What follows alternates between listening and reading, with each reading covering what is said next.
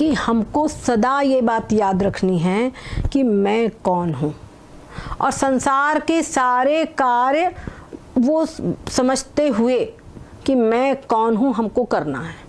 जैसे कि कोई नाटक होता है, तो नाटक के अंदर में सपोज करो हमको कोई रोल मिल गया, तो वो रोल करते समय हमको ये मालूम रहता है ना कि हम कौन हैं। ऐसा तो नहीं कि जो रोल कर रहे हैं वो हम हो गए। हाँ, फिर भी नाटक करते समय पर वो रोल निभाएंगे हम पूरा, है ना। नाटक करते समय वो रोल पूरा हम निभाएंगे, लेकिन हमको ये बात अच्छी प्रकार से मालूम रहती कि हम कौन हैं और हम क्या हैं और इस समय पर हम क्या बने हुए हैं। तो जो बने हुए उसके अनुसार हमको कार्य करना है, और जो हम हैं उसके अनुसार वो हमारी निष्ठा है। वो हमको दिमाग में वो हमको याद रहेगी, उसको हमको बार बार याद थोड़ी करना पड़ेगा कि हम अमुक है ना। वैसे ही संसार समझ लीजिए कि पूरा का पूरा ये नाटक है। संसार जो है पूरा का पूरा नाटक है। इस नाटक के अंदर में हमको रोल मिला हुआ है, समझ गए। ये बॉडी बन करके सारा पूरा व्यवहार करना, ये रोल मिला हुआ है। तो ये रोल हम कर रहे हैं, ये रोल हम करते रहेंगे अपना। लेकिन ये हमको मालूम हो कि हम वास्तव में कौन है। तो हम कौन है, जो इसका क्रिएटर जो है वही हम हैं, जो परमात्म तत्व, जो आत्म तत्व, जो व्यापक ब्रह्म तत्व, वही मैं हूँ। ये हमको याद रखना है। जैसे हमेशा ये याद रखें कि ये श्यामलाल मैं हूँ, श्यामानंद में मैं हूँ, वैसे ये ध्यान रखना है कि वास्तव में मैं कौन हूँ। तो मैं आत्मा सच्चिदानंद ब्रह्म हूँ, और इस समय पर ये बॉडी के रूप में मेरे को यहाँ पूरे संसार में, संसार रूपी नाटक में रोल मिला, ये नॉन रोल करना है। ठीक है, ये बात हम अच्छी प्रकार से समझ लिए। तो मैं कौन हूँ। जी हाँ, जी हाँ। आपने जो 3 प्रश्न कहा, मैं कौन हूँ, संसार क्या है और परमात्मा कौन है, तो उस पे 2 प्रश्न, मैं कौन हूँ अगर मैं शरीर को छोड़ देता हूँ, शरीर को नहीं मानता हूँ, शरीर को चोला मानता हूँ, तो मैं कौन हूँ और परमात्मा कौन है, वो दोनों तो एक ही बात हुई। हाँ, ये एक बात हुई, ये बात एक बात हुई। पर जो एक प्रारंभिक अवस्था है, हम तो उसके अनुसार चल रहे हैं ना। हाँ, और सांस, हाँ, बिल्कुल वही बात है कि वही है। अभी तो जो एकदम नवीन जिज्ञासु है, अभी आपने पहले से सब सुना है इसलिए आपको ये संस्कार आ गया, पर जो नवीन जिज्ञासु है उसको ये बात समझ में नहीं आती इतनी जल्दी। उसको परमात्मा अलग लगता है, अनुभव में नहीं आता, समझने आने में भी हर व्यक्ति के इसमें। और वास्तव में यही है। अब यहाँ पर परमात्मा सत्ता, परमात्मा कौन है, तो परमात्मा ही संपूर्ण संसार का जो क्रिएटर है, जिसके द्वारा जिसने इस संसार को बनाया है, जिसके द्वारा संपूर्ण संसार का पालन हो रहा है, स्थिति है मतलब। और एक समय पर इसका समय के अनुसार संहार हो जाता है, मतलब सारा संसार उसी में लय हो जाता है। वो जो अचिंत्य शक्ति है वो परमात्मा शक्ति है। इतना बड़ा संसार, प्राय लोग बोलेंगे संसार है क्या, ब्रह्म है भी, तो ब्रह्म है नहीं तो कौन है, किसने सब कुछ बनाया। एक बार वो कहते हैं ना, अकबर ने बीरबल से पूछा कि खुदा की खुदाई क्या है, मैं देखना चाहता हूँ। बोले महाराज देखिए, अवश्य दिखाऊंगा। दूसरे दिन यमुना जी पे ले गए, बोले महाराज देखिए खुदा की खुदाई। बोले क्या है खुदा की खुदा की खुदाई, तो क्या आपके बाप की खुदाई है। वही बात है, ये संसार का क्रिएटर परमात्मा नहीं तो फिर कौन है। सारा संसार का क्रिएटर जो है वो अचिंत्य शक्ति, तुमको मानना पड़ेगा पूरे पूरे। और फिर वो में अब वो स्वरूप से उसकी एकता है, शरीर से तो एकता है नहीं इसमें नहीं। और संसार क्या, जो हमको नाम रूप आदि प्रपंच दिखाई पड़ रहा है, जो क्षण क्षण में बदल रहा है, इसका एक ही सूत्र है, एवरीथिंग इज अनसर्टेन।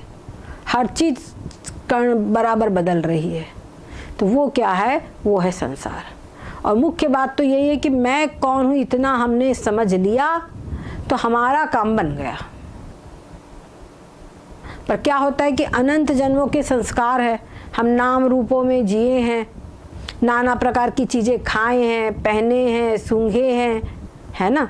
तो वो सब संस्कार है, वो संस्कार आके खड़े हो जाते हैं, जिसके कारण अपने स्वरूप में निष्ठा दृढ़ नहीं हो पाती।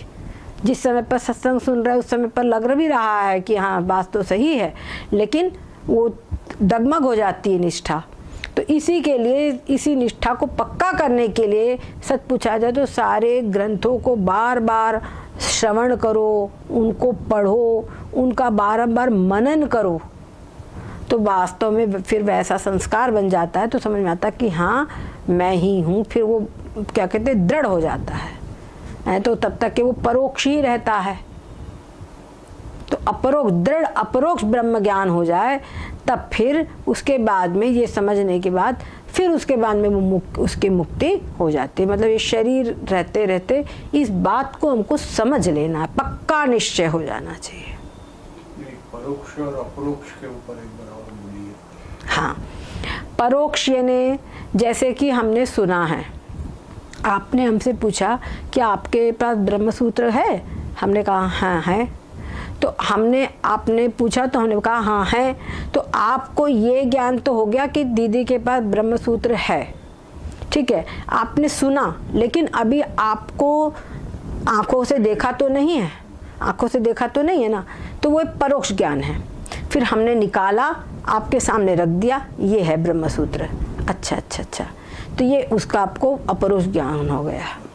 कोई फल है, आपने पूछा दीदी ये फल कैसा होता है, हमने कहा अरे हमारे अपने आश्रम में तो होता है, ये अमुक जगह पेड़ है। अच्छा अच्छा, आपने सुना, ये परोक्ष ज्ञान हो गया। फिर गए और पेड़ में से फल लेकर के आपको खिला दिया, आपने खा लिया। अच्छा अरे वाह, तो बड़ा स्वादिष्ट है, ये उसका अपरोक्ष हो गया। अनुभव में आ गया, अब ये अपरोक्ष हो गया। वैसे हमने सुना है शास्त्रों से, गुरुजनों से सुना है कि ब्रह्म है। परोक्ष होगा या अपरोक्ष होगा? आत्मा का ज्ञान पहले तो हमने शास्त्रों से सुना है, शास्त्रों से पहले हम सुन रहे हैं, तो जब तक उसका अनुभव नहीं होता तब तक वो परोक्ष है, और जब अनुभव हो जाए तो वो अपरोक्ष हो जाएगा।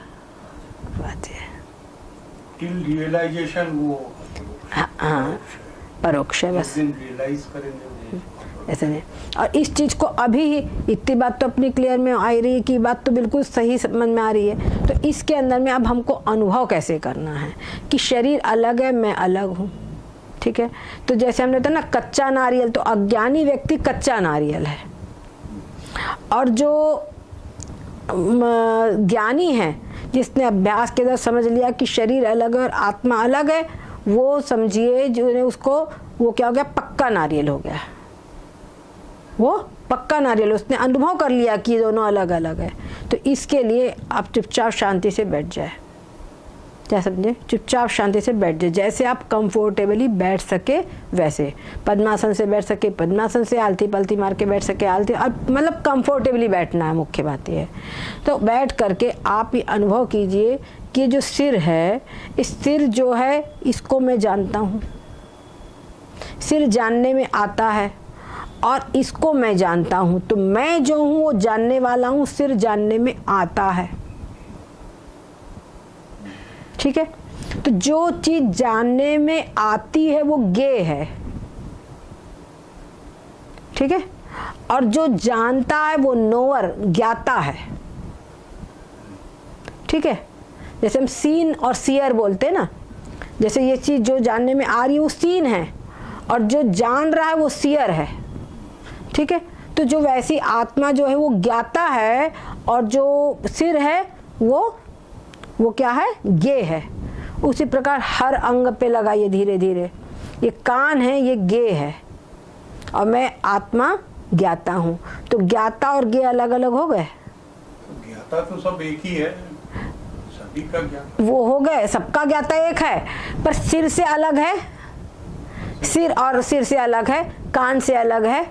ज्ञाता तो पूरे शरीर में मैं एक ही हूँ, पर सब अंगों से अलग अलग हूँ, ये हमको समझना। अंग अलग अलग है, और हर अंग से अंग अलग है, मैं ज्ञाता अलग हूँ।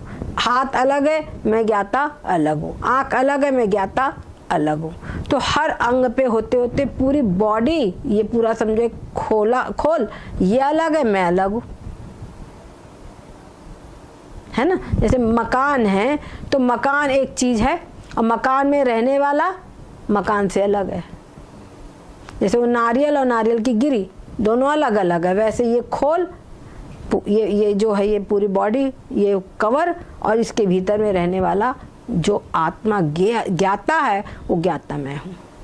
इस प्रकार से चुपचाप शांति से बैठ करके आप पूरे अंगों पे घटाइए और फिर सिर तक, सिर से लेके पैर तक और पैर से लेके सिर तक आइए। इसको 2-3 मिनट। सवेरे आप सोकर उठे। क्या पूछूं उनसे? ज्ञानेंद्रिय और कर्मेंद्रियों से मैं क्या पूछूं? आप ज्ञाता नहीं है, मैं ज्ञाता कोई और है। पूछना नहीं है, इनको अलग अलग करना है, अलग अलग करना है। ये पुस्तक अलग है और मैं अलग हूँ, क्योंकि पुस्तक मुझसे अलग है। उसी प्रकार से सिर अलग है और सिर का जानने वाला मैं ज्ञाता अलग हूँ। ये कान अलग है और कान का जानने वाला जो ज्ञाता है वो ज्ञाता अलग है, वो ज्ञाता मैं हूँ।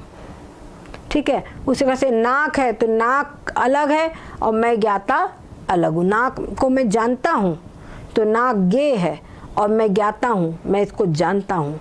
आँख जो है ये आँख गे है, आँख को मैं जानता हूँ और मैं जो जानता हूँ वो मैं ज्ञाता हूँ। इसी प्रकार से हर अंग पे आप, गला जो है वो गे है और मैं आत्मा इसको जानता हूँ, मैं ज्ञाता हूँ। तो हर अंग पे धीरे धीरे धीरे आइए, आपको बिल्कुल शांत चित्त से, तो आपको ये लगने लगेगा कि ये पूरी बॉडी अलग है और इसके अंदर में जो गे है वो ज्ञाता है वो अलग है। बॉडी पूरी पूरी गे है, जानने में आ रही है, और मैं जो हूँ ज्ञात आत्मा इसका जानने वाला इससे अलग। मन में जाके क्या करूँगा? हाँ, मन में जाके क्या करूँगा? हाँ, मन में ही करना है ये। नहीं, मतलब जब हम मन पे, हाँ, तो मन जो है, मन, अच्छा ये है। तो मन है, मन जो है, मन के अंदर में संकल्प विकल्प चलता है, तो मन जो है वो गे है। मन को भी मैं जानता हूँ। मन सुखी होता है तो मैं जानता हूँ, मन दुखी होता है तो मैं जानता हूँ। तो मन अलग है, मैं ज्ञाता अलग हूँ। मन गे है, मैं ज्ञाता अलग हूँ। मन गे है। हाँ, बुद्धि भी गे है।